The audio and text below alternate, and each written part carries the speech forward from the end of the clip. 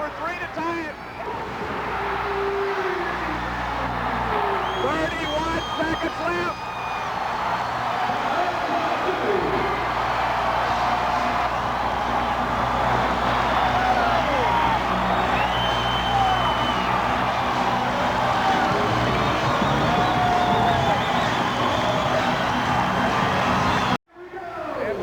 Watch this team squander two 17-point leads, one in each half.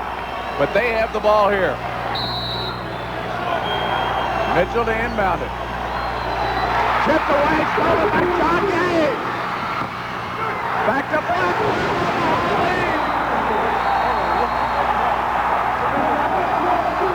Unbelievable sequence.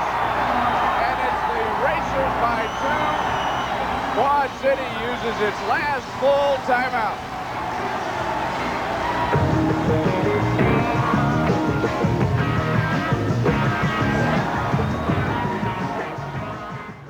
Sequence of events just moments ago. Barry Mitchell trying to inbound it. Bad pass, picked off by Sean Gay.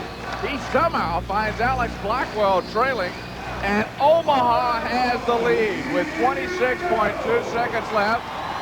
Mike Tebow's wife jumping up and down. The Racers head coach, and again, Barry Mitchell will try to inbound it from midcourt. Well, Quad City has 24 seconds to get a good shot. There's no reason to rush it. They can take their time. They're only trailing by 2 points. They have more than enough time to send this game to overtime.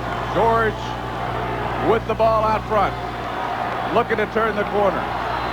In trouble. Nothing happening good for Quad City. George will take it, missed it. Martin with the offensive rebound. Oh, goodness. A foul call with 4.3 seconds left. Sending Martin to the free throw line. And Bobby Martin, 66% foul shooter in the playoffs. The defense just totally smothered Tate George after he picked up his dribble. He couldn't find anyone to pass the ball to. You see Tate George pivoting, putting the shot up, and Martin has great inside position along with Henderson. Bobby Martin, 4 out of 6 from the foul line tonight. He nails that one. They're within one. Sam Johnson will sub in for Omaha. Coach Tebow has a timeout in the 22nd. You ought to consider using the 22nd to freeze the shooter. That's a thought. Actually, he doesn't have a 20. He's got 2 full. Oh, okay. Yeah, well, he has one to use.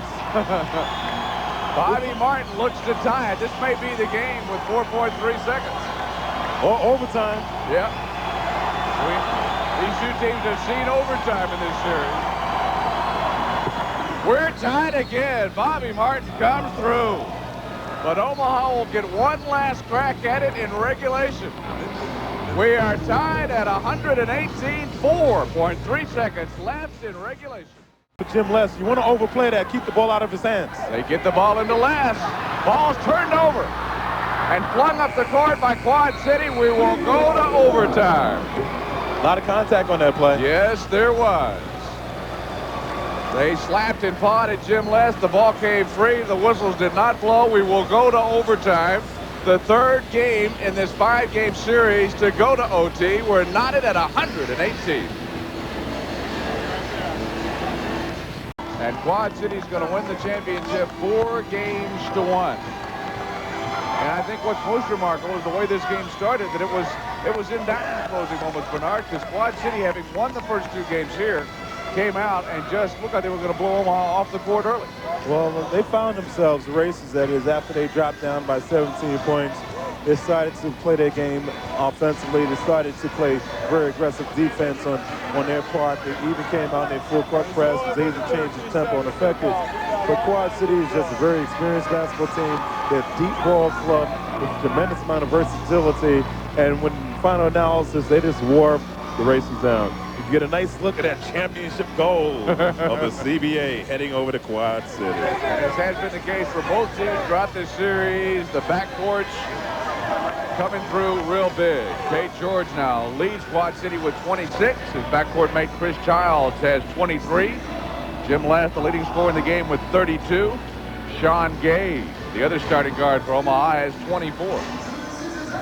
Well, tremendous production from their backcourt and Chris Childs and Tate George. But you have to credit Panaggio. I think he's done a wonderful job with this organization and positioning his team, coaching them, making the necessary adjustments to win this series. It'll be the first title for Dan Panaggio.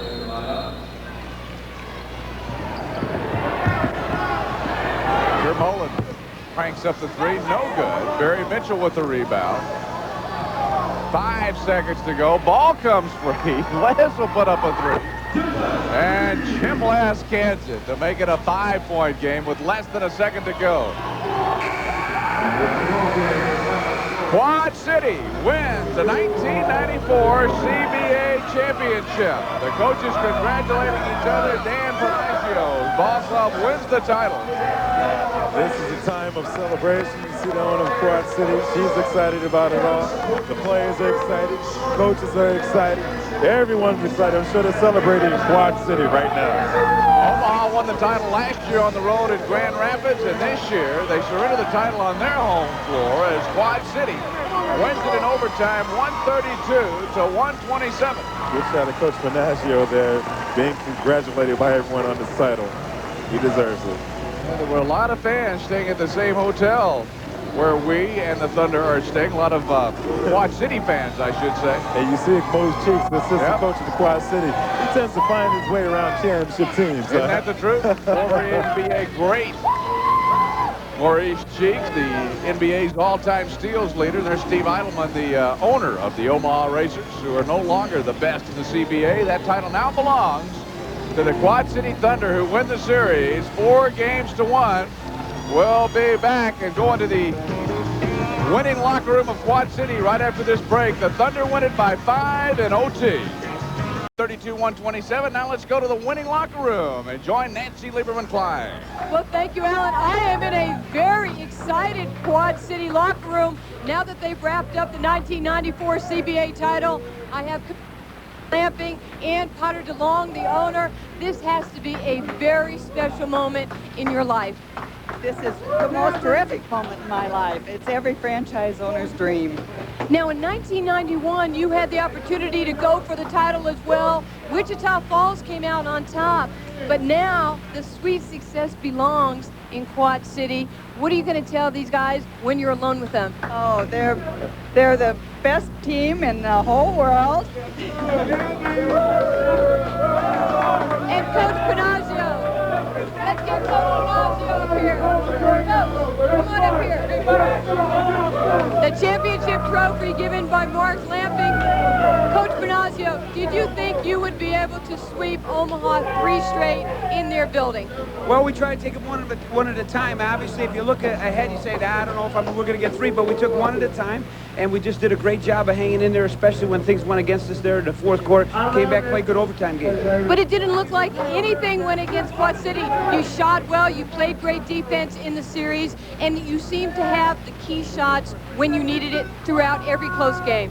Clutch players, great clutch basketball players. Well, congratulations, Jesse. Dan is my coach of the year.